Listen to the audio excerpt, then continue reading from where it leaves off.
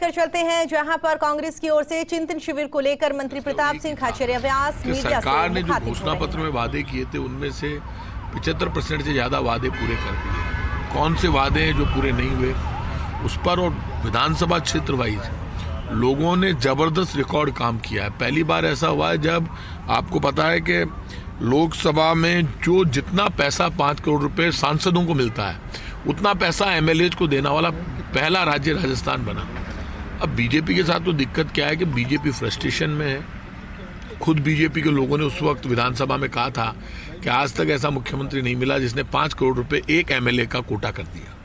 अब आज बताइए, वो सिर्फ कांग्रेस के एमएलए को तो मिल नहीं रहा, वो तो बीजेपी के एमएलए को भी मिल रहा है। मुझे ये बता दें, इनके 25 एमपीज ने क्या किया? इनके 25 एमपी फेल हो गए और इन्होंने जो आदर्श गांव गोद लिए थे सांसदों ने, वो कहाँ है आदर्श गांव? एक आदर्श गांव बता दे 25 एमपी ने कौन सा गांव डेवलप कर दिया?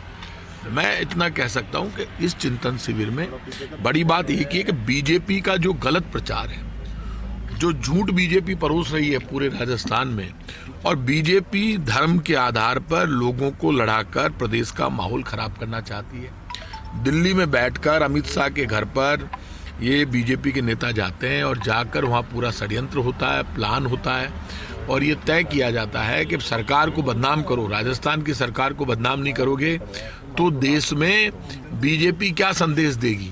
क्योंकि ये जो षड्यंत्र इन्होंने किया वो षड्यंत्र सब फेल हो गए। आप खुद जानते हो, पहली बार ऐसा हुआ है जब रीट के मामले में बिना तथ्यों के, बिना सबूत के भारतीय जनता पार्टी के नेता मंत्रियों का नाम ले रहे हैं, सीएमओ के स्टाफ का नाम ले रहे हैं। आपके पास कोई तथ्य हो तो आप सबूत लेके आओ ना। आप बिना सबूत के इतना बड़ा आरोप लगा रहे हो। बीजेपी के टाइम पे पेपर लीक हुए थे और जब पेपर लीक हुए उसके बाद बीजेपी ने क्या किया, यहाँ जैसे ही पेपर लीक का अब खुलासा तो सरकार ने किया, हमने किया है ना, जैसे ही पेपर लीक का अंदेशा हुआ तो खुद मुख्यमंत्री ने आगे बढ़कर एसओजी वालों को बुलाकर जांच दी कि राजस्थान में बीजेपी की सरकार में भी पेपर लीक हुए, पूरे देश में पेपर लीक होते हैं, वो पेपर कैंसिल हुए बीजेपी के टाइम पे। मैं आपको उदाहरण दे दूं, इतना ही किया बीजेपी ने। बीजेपी ने कभी एसओजी से जांच नहीं कराई। मुख्यमंत्री ने एसओजी को जांच दे दी, कहा कि किसी को भी छोड़ना मत, उस पर कार्रवाई हो गई। अब इन्होंने क्या किया कि 3 वर्ष में ये लगातार बीजेपी विपक्ष की भूमिका नहीं निभा पाई, इस मुद्दे को पकड़ के बैठ गए और पकड़ के जैसे ही हमने जांच खोली और लोगों को गिरफ्तार किया तो बीजेपी कहने लगी साहब ये जांच तो इसमें है ना। अरे तो भैया जांच सरकार करा रही है, पकड़ हम रहे हैं, अपराधियों को गिरफ्तार कर लिया। अब आप इसको पॉलिटिकली रंग देने के लिए बिना सोचे समझे आरोप प्रत्यारोप कर रहे हो। मैं आज कह रहा हूं आपको, जिन लोगों के नाम लिए यदि इन्होंने डिफर्मेशन कर दिया ना और मानहानि का दावा कर दिया, जवाब देना मुश्किल हो जाएगा अच्छे अच्छे नेताओं का। ये बड़ी बड़ी बातें करना आसान है। आप किसी के खिलाफ भी इस तरह की भाषा बोलते हो, आप क्या राजनीतिक आदमी नहीं हो? आपके खिलाफ आज कोई व्यक्ति गलत बयान दे तो आपको कितनी तकलीफ होगी, आपके परिवार को कितनी तकलीफ होगी? आप कैसे किसी भी अधिकारी का या मंत्री का नाम लेकर इतने बड़े बड़े आरोप लगा रहे हो? आप तथ्य क्या है? तथ्य तो लाओ। बिना तथ्यों के, बिना सबूत के आपने इतने बड़े बड़े आरोप लगा दिए, ये पाप है। रीट में बच्चों ने जो डिमांड की थी उससे ज्यादा सीटें बढ़ा दी। रीट का लेवल 2 का पेपर कैंसिल कर दिया। लेवल 1 में तो मामला ही नहीं है, लेवल 1 की तो जांच ही नहीं है, जांच ही लेवल 2 की है। तो आप इतना बड़े बड़े आरोप लगा रहे हो। आप तो मुझे बता दो, केंद्र सरकार का जो बजट आया उसमें गरीब को, कर्मचारी को, व्यापारी को, मजदूर को, किसान को, फुटपाथ को, मीडियम क्लास को क्या दिया? सिर्फ कॉर्पोरेट टैक्स कम किया है। आप कुछ देते नहीं हो, काम आपका है नहीं, वर्किंग आपने की नहीं। आप सिर्फ झूठे आरोप लगाकर और प्रदेश का माहौल बिगाड़ना चाहते हो। मैं इतना कह सकता हूं, बीजेपी कितने षड्यंत्र कर ले, एक भी षड्यंत्र कामयाब नहीं होगा। बीजेपी के प्रदेश के अध्यक्ष सतीश पूनिया जी हमारे मित्र हैं, मैं उनसे कहूँगा कि ये इस तरह की भाषा आप जो बोलते हो कि मैं जूते की नोक पे रखता हूँ, ये कौन किसको जूते की नोक पर रखता है? ये राजनीतिक नेताओं की भाषा नहीं है। कभी हम इस तरह से आपस में बोलने लगेंगे तो अच्छा नहीं लगता है, और कहीं यदि हम गलत बयान देंगे तो हम स्वीकार करेंगे। लेकिन आप तो हद कर दी आपने। अच्छा, आप सुबह से लेकर रात तक बीजेपी के नेता झूठ बोलते हैं। सबसे बड़ा झूठ का जनरेटर तो है इनके बीजेपी के नेता, इनमें होड़ लगी हुई है झूठ बोलने की, और झूठ बोलकर राजस्थान की जनता को भ्रमित करना चाहे। मैं आज कह रहा हूँ, वसुंधरा जी के शासन में जो काम हुए वो ले आओ, आप गहलोत सरकार के शासन में जो काम हुए वो ले आओ, मोदी सरकार में और गहलोत सरकार में आप तुलना कर लो। हमने जो वादे किए वो सारे वादे हमने पूरे करके दिखाए, और मोदी सरकार ने जो वादे किए वो एक भी वादा पूरा नहीं किया। मैं इतना कह सकता हूँ कि पूरे देश में कल प्रधानमंत्री जी आरोप लगा रहे हैं कांग्रेस पर और टुकड़े टुकड़े गैंग जैसी बातें कर रहे हैं। प्रधानमंत्री जी के मुंह से ये शोभा नहीं देती। राहुल गांधी जी जो लोकसभा में बोले वो पूरे देश ने सुना। उन्होंने जो कहा वो पूरे देश ने समझा।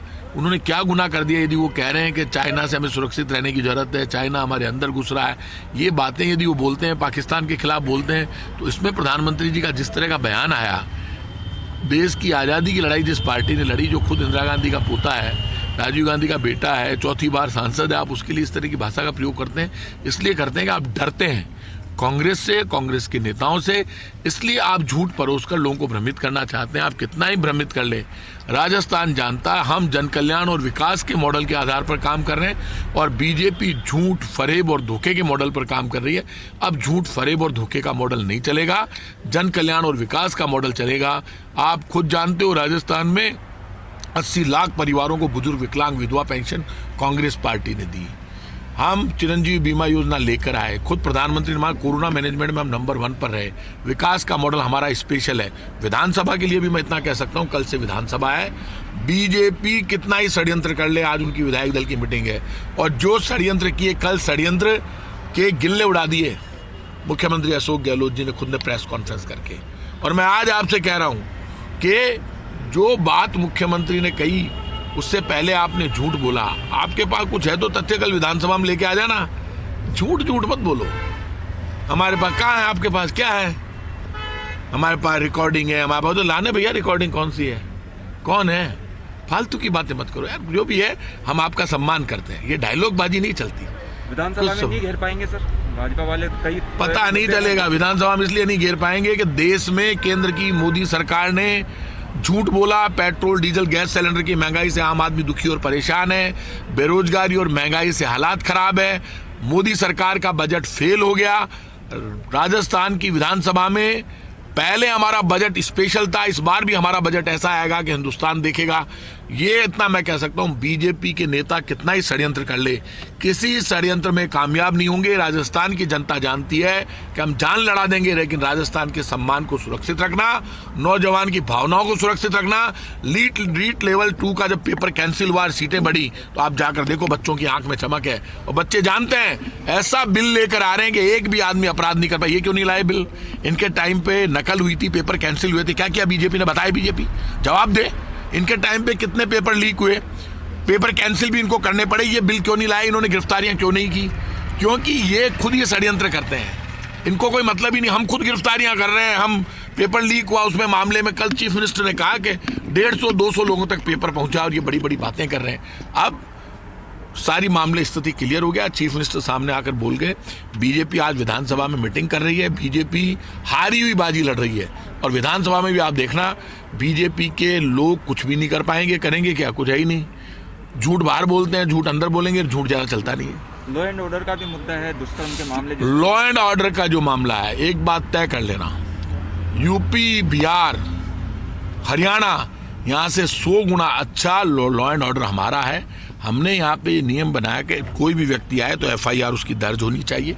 वो एफआईआर दर्ज होती है तभी तो केस बढ़ते हैं, लेकिन हमारा जो केस को सॉल्व करने का आंकड़ा है वो राजस्थान में नंबर 2, देश में नंबर 2 या नंबर 1 पर हम हैं। आज भी कह रहे हैं, लोगों की सुरक्षा करना, लोगों को न्याय देना, जन कल्याण और विकास के आधार पर राजस्थान को नंबर 1 स्टेट बनाना हमारी जिम्मेदारी है, उस पर हम कामयाब हो रहे हैं। सर, विधायकों को कोई डायरेक्शन यहाँ पर दिया गया है? क्योंकि 2-3 दिन से आप लोग यहाँ पर है, कोई डायरेक्शन दिया हो कि विधानसभा में हर समय मौजूद रहना है? वो तो डायरेक्शन दिया ही है, विधानसभा में हर समय मौजूद रहना है। ये चिंतन शिविर हुआ है तो चिंतन शिविर में चिंतन भी हुआ है, बातचीत भी हुई है और बैठ के तय भी हुआ है कि बीजेपी जो झूठ बोल रही है उस झूठ का ठोक के जवाब देना है हर विधानसभा क्षेत्र में, विधानसभा के अंदर भी, विधानसभा के बाहर भी, और सबको उपस्थित भी रहना है और जहां भी बीजेपी झूठ बोले उसका तुरंत जवाब देना है, ये तय हुआ। इधर आप लोग प्रदर्शन कर रहे हैं, उधर बीजेपी गांधी सर्कल पर प्रदर्शन कर रही है। दोनों पार्टियों में बीजेपी गांधी जी को मानती तो है नहीं,